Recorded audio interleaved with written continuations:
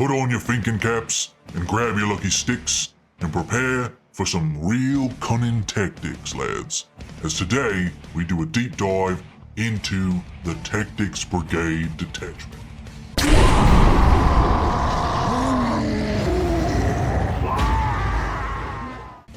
Listen up, lads. Welcome back to the Daily Krumper. Today, we'll be doing another one of our deep dives on one of the detachments in the All Codex for 10th edition Warhammer 40k.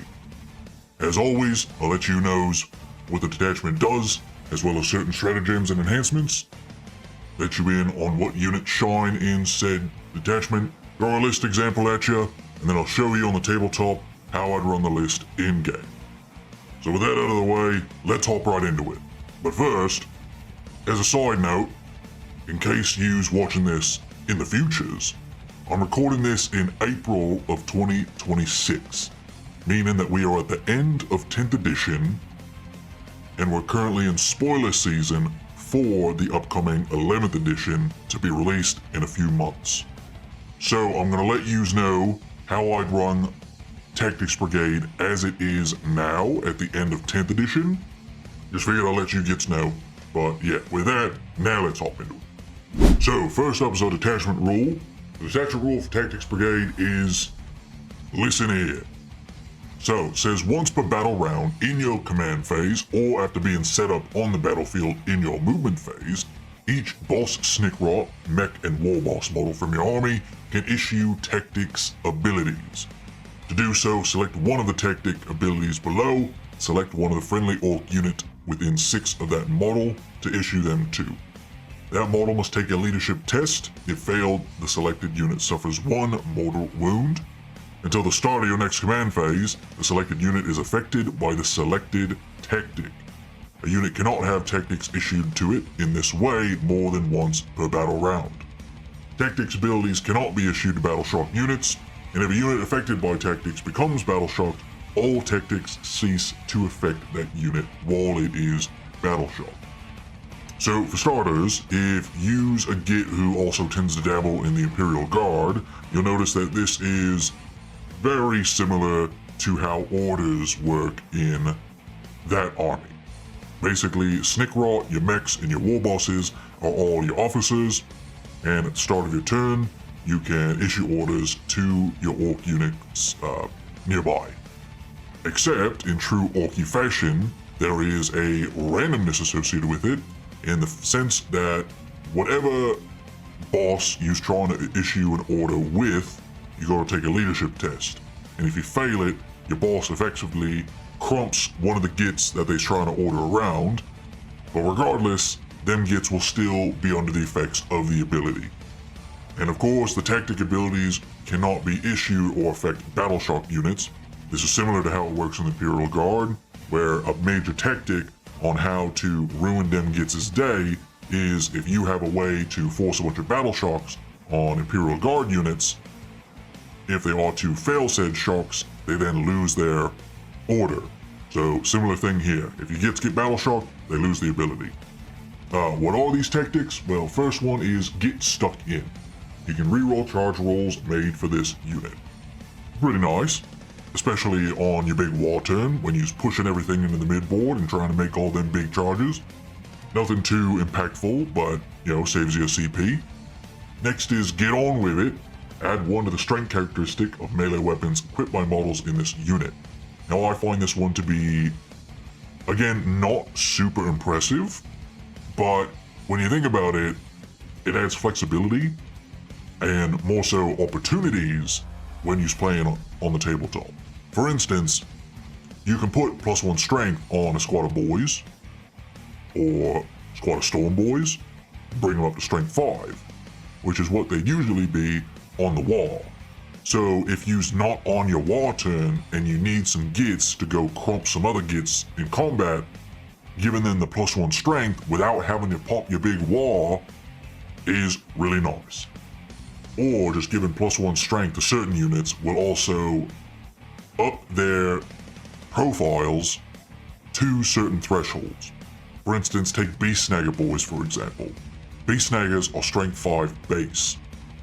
You use the War these go up to strength 6. You use Get On With It on a war turn. Now your beast snaggers are all the way up to strength 7 on their basic choppers. Strength 7 will wound any vehicle in the game outside of a stomper on 5s. Versus if used with strength 6, you'd be wounding toughness 13 and 12s on 6s. So couple the high strength with the reroll hits versus vehicles that Beast Snagger boys get as their basic ability, you can have these gits punch up into bigger tanks really, really nicely. So I really like Get On With It. Next is Sneaky Stalking. Infantry and mounted models excluding Mega Knobs in this unit have the stealth ability, and each time a ranged attack targets this unit, those models have the benefit of cover against that attack. So this is nice when you put it on your early skirmishing type units. So if you have like a 5-pack of Storm Boys or a biker squad, they have to run up and do some actions or sit in the middle of the board, turn 1, turn 2. Throwing Sneaky Stalking on them helps out a lot, because then it means it just skews the math ever so much that, again, for instance, a 3-man biker squad in the middle of the board. The opponent puts out something slightly mediocre to try to take that unit off the mid-board. Now, War Bikers, a tough 6, 3 wounds apiece, 4 on the knob, so decent amount of wounds for what he's paying for. So your opponent already has to get through that many wounds at T6, but you throw on cover and smoke, well, not smoke, stealth on these gits, it makes them even harder to deal with, to where your opponent might have to push out something bigger to deal with them bikers. And if that's the case, then their unit is now exposed for you as the orc player to then hop on top of, now that you can see it and or potentially charge it. And at the end of the day, us orcs don't have super great saves in the first place, so any ways of upping our defensive capabilities is real nice in my book. Next is Shooter Drills. Each time an infantry or mounted model in this unit makes a ranged attack, add 1 to the hit roll. So this is, importantly, only infantry or mounted. So you can't be giving your Death Dread +1 to hit with 4 custom Mega Blasters. Can't be giving your Stompers or your Gorkanaut Morkanauts +1 to hit. Your Battle Wagons, none of them gets. This is purely infantry and mounted units. So if you want War Bikers shooting on 4s, you can do that. If you want Shooter Boys hitting on 4s, you can do that. The main culprits I would see using these on are going to be your Looters, because Looters hit on 6's base. Yes, they get the rerolls, but Looters hitting on 5s with rerolls. Now, that's a lot better. Do the math, going from hitting on 6s to hitting on 5s is quite literally twice the amount of hits you're going to be getting. This is also important on tank busters. Say there's no vehicle or some other tank for your tank busters to shoot at, because these get +1 to hit versus vehicles. So you want to take down some big scary Tyranid monster, or you're just shooting a bunch of Terminators with your rockets. Giving them Shooter Drills means they'll get +1 to hit against them targets as well. So it adds that flexibility. And then lastly, as part of the keywords section here, it says Stormboy units from your army gain battle line. So that's really nice. When the edition changed and they made it to where Stormboys can only be taken in squads of 10 as a max, whereas before you could take them in either 15s or 20s, it meant that a lot of gits who had big groups of Stormboys couldn't run them in the game anymore. So now, in good old Taktics Brigade, you can run a whopping 60 Stormboys if you want to. And as we'll see in the Stratagems section, that might not be a super terrible idea, lads. But overall, as a detachment rule, Listen Here is really zogging fun and flavorful. And it's actually not bad. Again, Shooter Drills, Get On With It, and Sneaky Stalking are all very usable. I think Get Stuck In is the only one that might be a bit iffy. Because again, you can use it on your war turn, so that way you get the advance and then the reroll on your charges. But depending on the situation, you might just want to be using Get On With It on your war turn instead. or you use sneaky stalking, because since these orders, or tactics rather, last until the start of your next turn or your next command phase, it means that you can run up the board on your war turn, crump a bunch of unsuspecting gits, and then if you're out standing in the open on your opponent's turn, you already have your 5-up invul from your war, but you can also have cover and stealth from sneaky stalking. So it means, again, stacking those layers of defensive capabilities on your boys makes them just that more difficult to deal with. So overall, real good. Alright, next up is Enhancements. First one up is Squad Leader for 15 points. Warboss infantry model only. During the declare battle formation step, the bearer can be attached to a commandos unit. While leading the commandos unit, it has the infiltrator and stealth abilities. So effectively gives your boss the abilities that the commandos have, so that way if you attach them, the commandos don't lose said abilities. Because remember, in 10th edition, in order for the entire unit to have, we'll say infiltrators in this case, both the unit and the character that's attached to them have to both have the same ability for it to affect the whole unit. So glad they put this in here. Now, honestly, so it says Warboss infantry model only. So basically, just the Warboss. Well, I think you could use the Warboss and Mega Armor as well. And the Warboss, you know, it gives the +1 to hit to the commandos.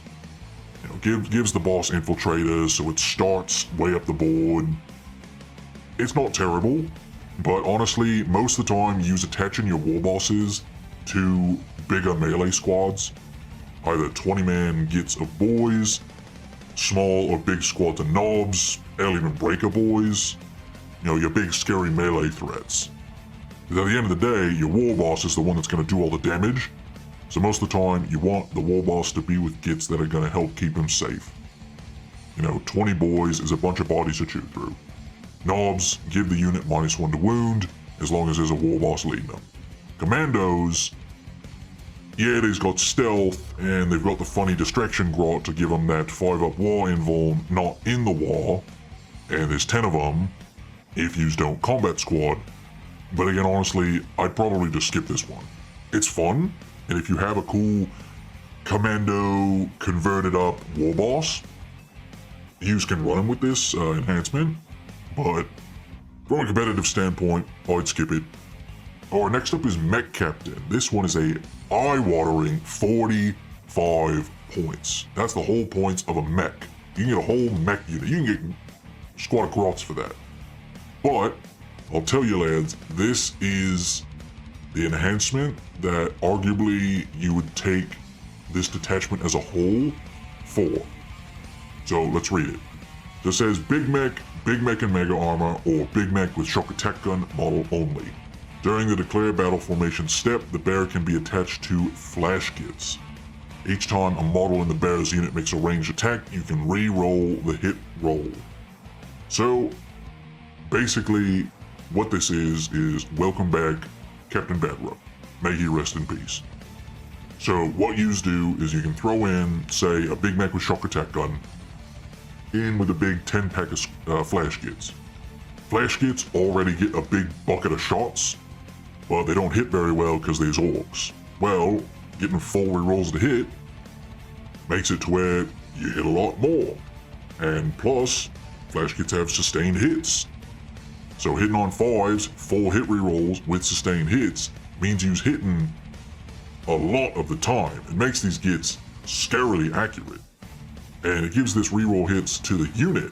So again, if you have a shock attack gun in there, that shock attack gun's rerolling hits as well. And that gun is famously, or infamously rather, incredibly swingy.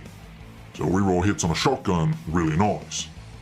It also makes this unit a big, scary Overwatch threat. Because you can, say, roll the truck up into the midboard, pop your flash kits out, blast the crap out of something off the table, and then on your opponent's turn, if they go to move up to try to counter your flash kits, you just Overwatch and do effectively that entire shooting a second time, because you'll still have reroll hits, still have sustained hits off the snares guns, except this time he's going to be hitting only on 6s, because again it's Overwatch. But yeah, overall, fantastic enhancement. Unfortunately, I would pay the 45 points for this every single time, and when we get to my list, I'll show you how I run this in particular. Next is Mork's Cunning for 15 points. Orcs model only. After both players have deployed their armies, select up to 3 Orc units from your army and redeploy them. When doing so, you can set up those units in reserves, regardless of how many units are already in reserve. So this is your typical redeployment, except this is on an enhancement rather than a stratagem or just on a character data sheet. Now, redeploys are very impactful, at least at the competitive level, especially when you get to the highly competitive levels. What I do this with is typically I do it to counter infiltrate against an opponent who might also have infiltrate. If I win the roll-off to deploy first, I will of course choose to deploy first, and I'll take a big squad of commandos. I might not, depending on the situation, I might not even combat squad them. If I'm playing against Tau, who have 8 infiltrating units, I might just say, alright, well I'm going to keep my commandos in a big 10-man brick, and I'm going to string them all the way across the middle of the table to prevent yous from infiltrating with any of your gits. Yeah, my commandos will be horribly exposed, so if I don't get turn 1, they're just going to get killed, shot off the table immediately. But, luckily for Mork's Cunning, after both sides have deployed, I can now redeploy those commandos, put them in a building, back in my deployment zone, put them in reserves, wherever they need to be, depending on the mission and the situation on the table, and they will be, importantly, safe, but having already effectively done their job of screening out my opponent's infiltrates. So really nice enhancement, 15 points, I feel like that's pretty alright. If you have 15 points left at the end of your list, I definitely take this one. And then lastly, we got Gob Boomer for 10 points. War boss and mech model only. Each time the bearer issues tactics, it can do so to a friendly Orcs infantry or Orcs mounted unit within 18 instead of 6. So basically, your boss can yell really zoggin' loud. Now, this isn't super impressive, but it's only 10 points, so again, if you have the points left over, might as well. Most of the time, units that you want your bosses and mechs to order around, you're going to be attached to said units.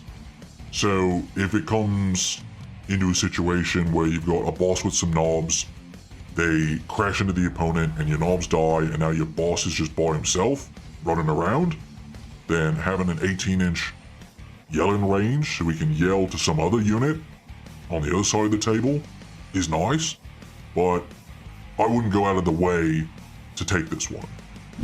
Alright, next up is Stratagems. First up, we've got That's Ours for 1 CP. Happens in your command phase, 1 Orc unit from your army within engagement range of 1 or more enemy units. Till the start of the next command phase, add 1 to the OC characteristic of models in your unit. Now this one's really nice because it happens just in the command phase. It's not the start, it's not the end, just whenever. So this is going to be important for example, say you have knobs engaged with a squad of Terminators rolling over an objective. Your knobs are OC 1 apiece, Terminators are OC 1 apiece, there's 5 of you gits on both sides, so now it comes to your turn, and the Terminator player git goes, haha, I have denied you primary, because both of us have 5 OC total on this objective, which means neither of us hold it, it is contested, and therefore you do not get primary points. Well, that's when you go, hold on, Yugi boy, I can spend 1 CP, activate my trap card, and give all my knobs OC 2. Boom, 10 OC now. Give me my primary points. So nice little gotcha moment to have in the pocket there for you. Not bad at all. Next is Fight Proper. 1 CP, happens in the fight phase. 1 Orc infantry or Orc mounted unit from your army that has not been selected to fight this phase. Select either sustain hits 1 or lethal hits ability. Till the end of the phase, melee weapons equipped by models in your unit have the selected ability. Well, for 1 CP, you can make a unit warlord, which is great, because as we found out over the course of 10th edition, a lot of us orc data sheets just do not have a lot of raw power associated with them. So that's why we typically gravitate towards Warhorde, because just having that blanket damage buff of sustained hits and melee helps offset our poor data sheet damages.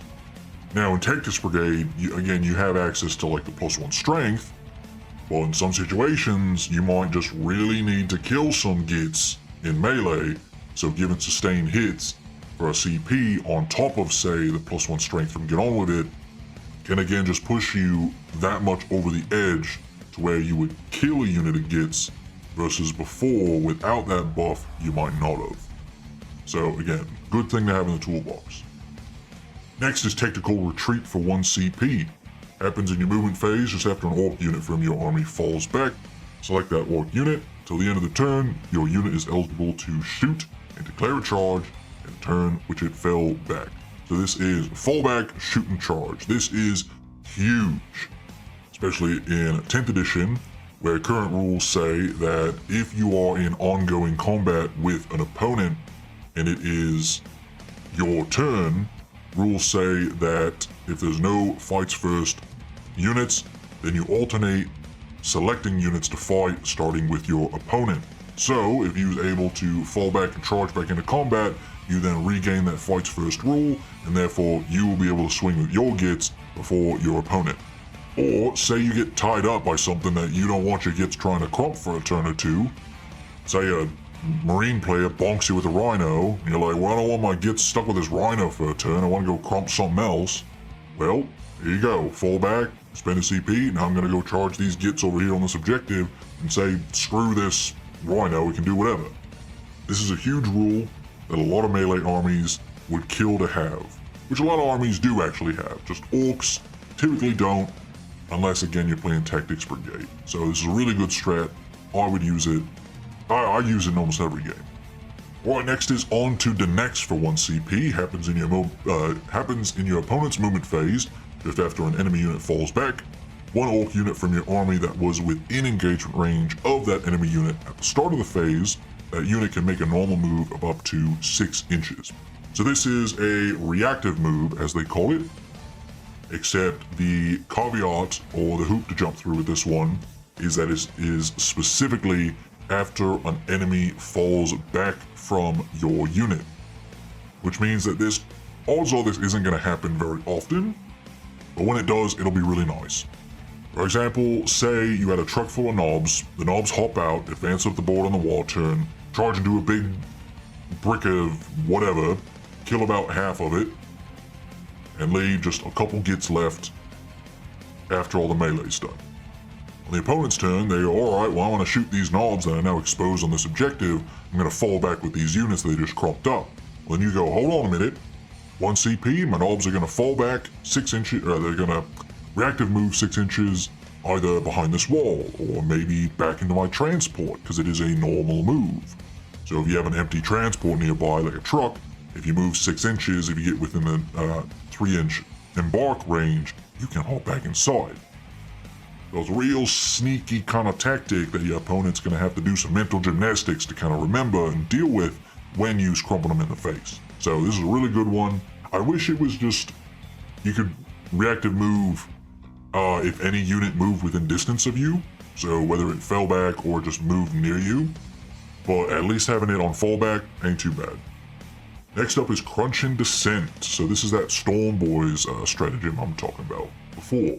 So it happens in your charge phase just after a Storm Boys unit from your army ends a charge move. You target that unit, of course.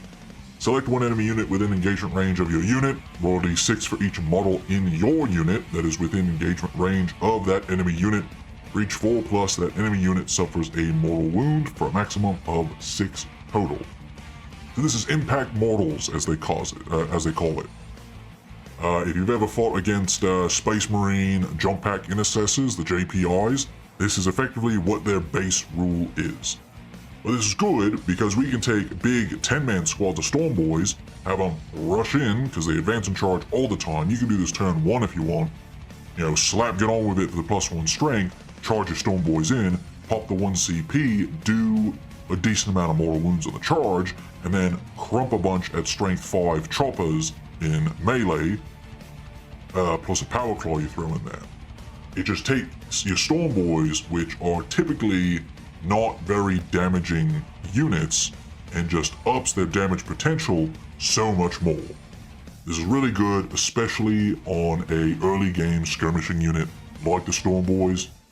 You're not going to use it all the time. Hell, you might not even bring Storm Boys all the time, but it's not a bad strat. And finally, we got Dead Sneaky for 1 CP. Happens at the end of your opponent's fight phase. Targets 1 Commandos, a Storm Boy unit from your army that is not within engagement range of 1 or more enemy units. Remove your unit from the battlefield and place it into reserves.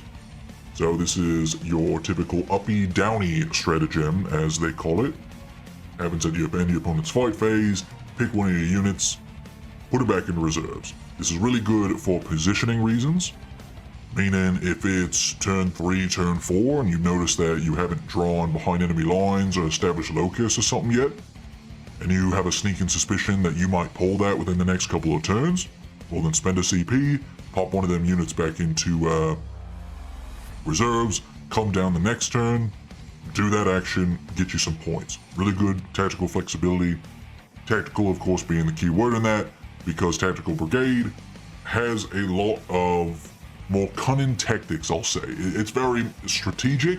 There's a lot of rules and tricks and tips and things that you can do with your boys in this detachment versus, say, a big hunt or a warhorde, where the main stick of them detachments is just hit your opponent in the face, even zogging harder. Tactics Brigade, you can be a bit sneakier with your gits, you know.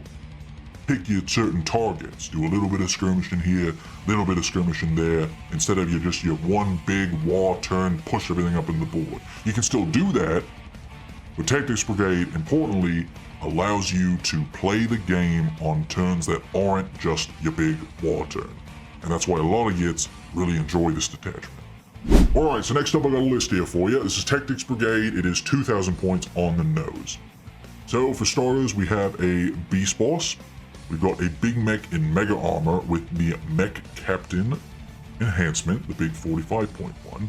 Now, I've chosen to use the Mega Armored Big Mech to go with these flash kits instead of the Shock Attack Gun Mech. And that's for a few reasons.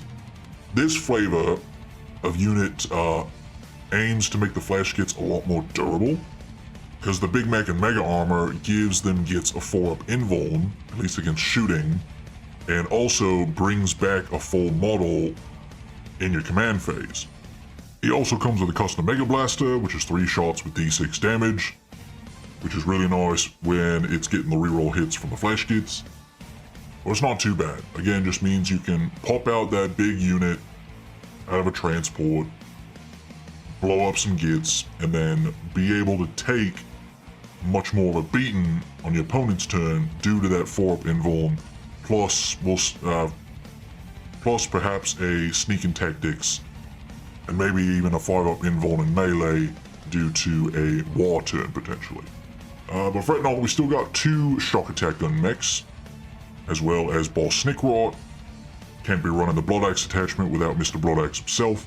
A singular mech to pal around, 2 War Bosses, a 10-pack of Beast Snagger Boys to run with that Beast Boss, 10-pack of Boys to sticky some objectives and be a cheap skirmishing threat, a 10-pack of Storm Boys to be an early game trading piece, and again able to punch pretty well due to that Crunch and Descent stratagem, the big 10-pack of Flash Kits to go with that Mega Armored Big Mech, a single squad of Grots to screen out the home field and get us some CP, a 10-pack of Commandos, which will most likely split into 5s because I am not running the redeployment enhancement, 10-pack of Looters to go with one of the Shock Attack Gun mechs because, like I said, Looters hitting on 5s instead of 6s with the rerolls, not too bad.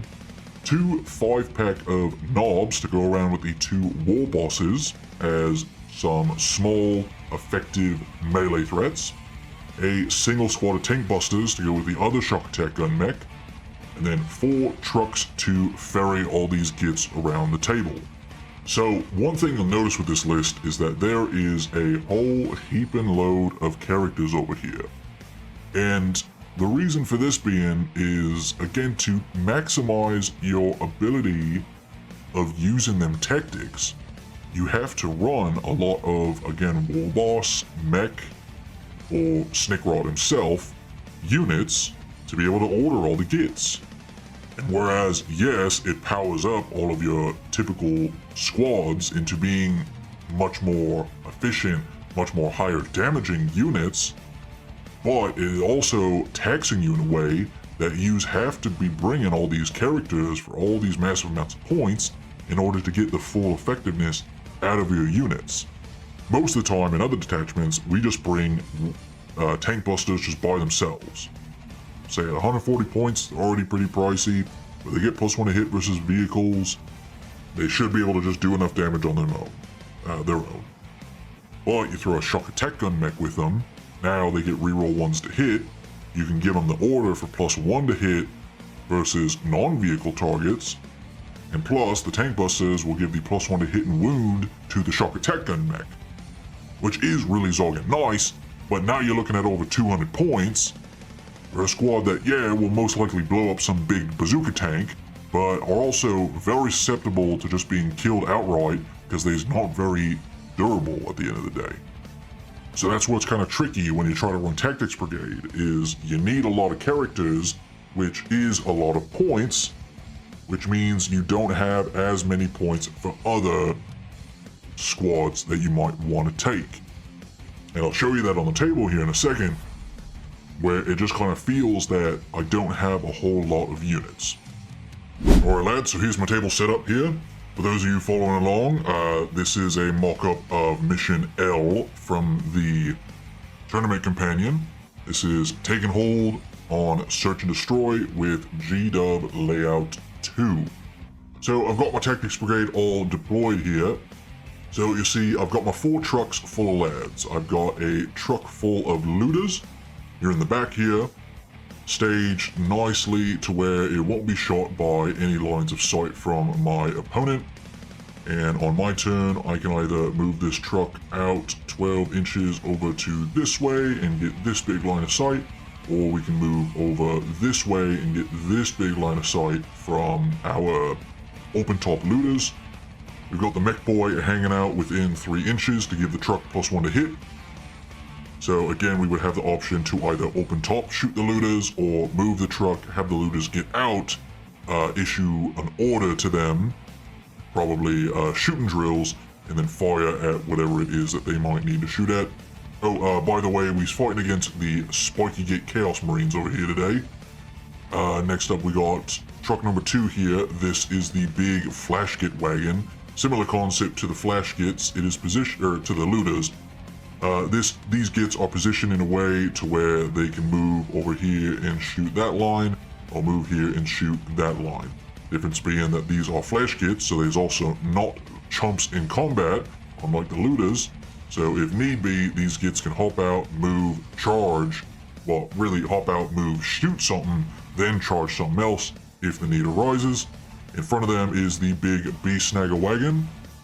They are positioned even closer here, so that way if my opponent gets pretty squirrely and tries to stage in either of these 2 pieces of terrain, or even this one, I can have my B-Snaggers hop out there 3 inches, right along the wall here, move out there 6, right into the middle of the table, here or here, and then get pretty decent charges into any of these 3 areas. In front of them gits are 5 just regular chump commandos that are infiltrating. The reason for them being there is so that way they are within 6 inches of a normal move to get to the center of the table. So that way if I go first turn and I pull any of the multiple secondaries that require you to be in the center of the table, be it area denial or establish locus or even just like a cleanse, I'll have a cheap, effectively throwaway unit of gits to throw into the said middle of the table. On the right flank here, we've got our last truck, has the 2 minimum size squads of knobs with their war bosses.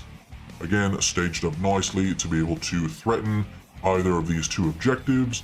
If I get turn 1 and my opponent hasn't moved anything up yet, they can have these gits, hop out of the truck, and pile into the corner of this terrain piece here to threaten even more area, assuming that these commandos move up.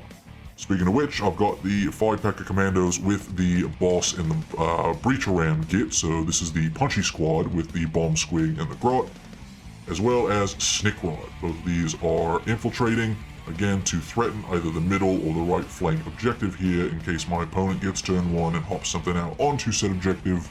Snickrod is here to order these commandos, give them the +1 strength, so that way they can run in and hit even harder. Or Snickrod himself can even run up and punch it. So you see what I mean? We have our big staging points and the game hasn't even started yet.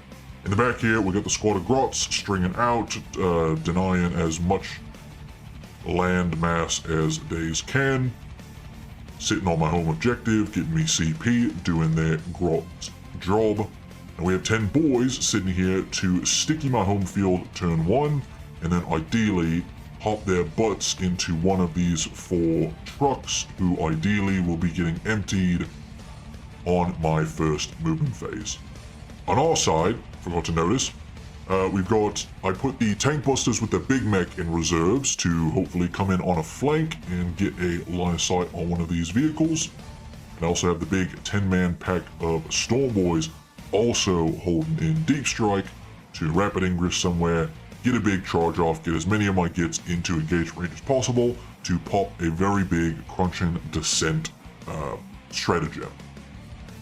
So yeah, the basic gist of this is, due to how the listen here detachment rule works, it means that when my turn starts and I go into my command phase, currently only Boss Snickrot and my lone mech boy here are going to be able to issue orders, because you of course have to be on the actual table to be able to issue said orders.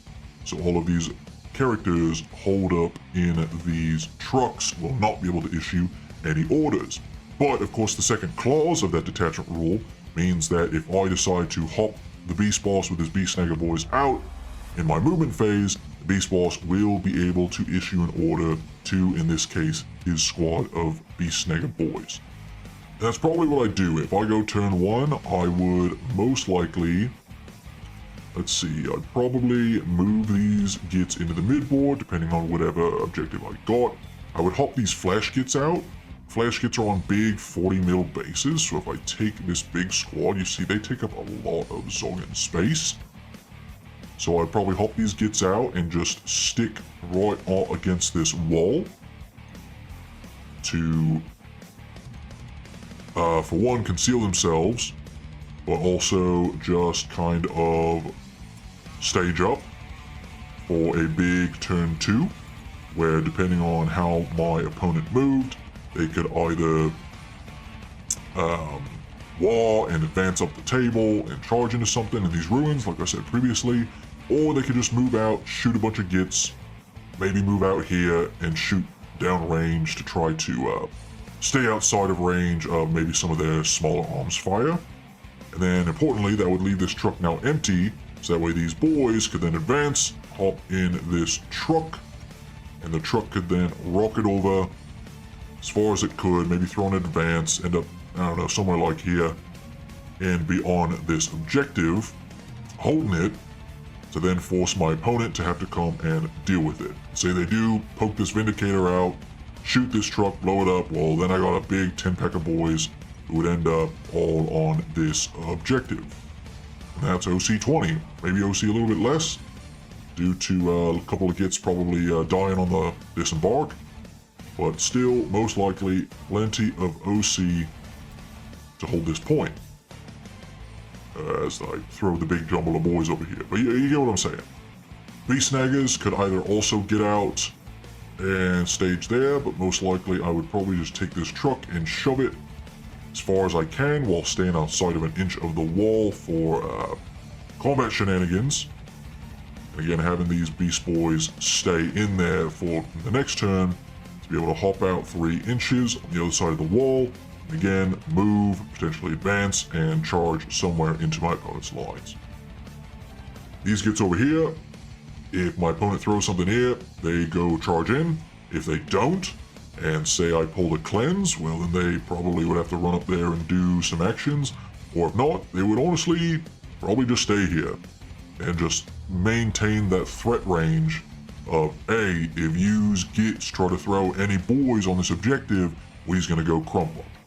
So similarly, this big squad of knobs in this truck would probably move up similarly somewhere here, be able to again pop out 3 inches to there, move up there 6, potentially in advance, so 3 or 4, whatever, and charge anything like this. Maybe just as extra insurance for the mid-table, I might get 1 squad of knobs out to stay in this little nook, while the other 5-man with the boss stays in this truck to again threaten over there. But that would be the basic gist of how I would play these Tactics Brigades gits. And again, you know, when all these gits hop out of the transports, we can either give them stalking tactics, or get on with it, or even the reroll charges if it's turn 1, turn 2, and my opponent is forcing me into making some larger charges. Maybe I do that. But yeah, you know, move this truck over here, shoot some looters 48 inches down this way. So if this Vindicator is poking up, then we can take some shots at it. Say it's even on the objective. You pop your shooting drills if you hop out right here. Getting a bunch of looters, hitting on 5s, full reroll hits into the Vindicator. Only AP 1, so probably not going to do too much. So maybe it's a bad example, but if you can see any other unit, that might not be too bad of an idea. But yeah, so that's some basic deployment tips and how I would run a mock turn 1 for the Tactics Brigade. And that's all I got for you gits. So hope you all enjoyed the video.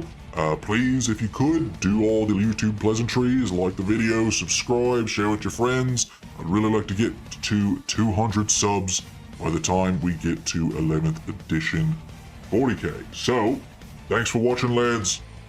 See you in the next one.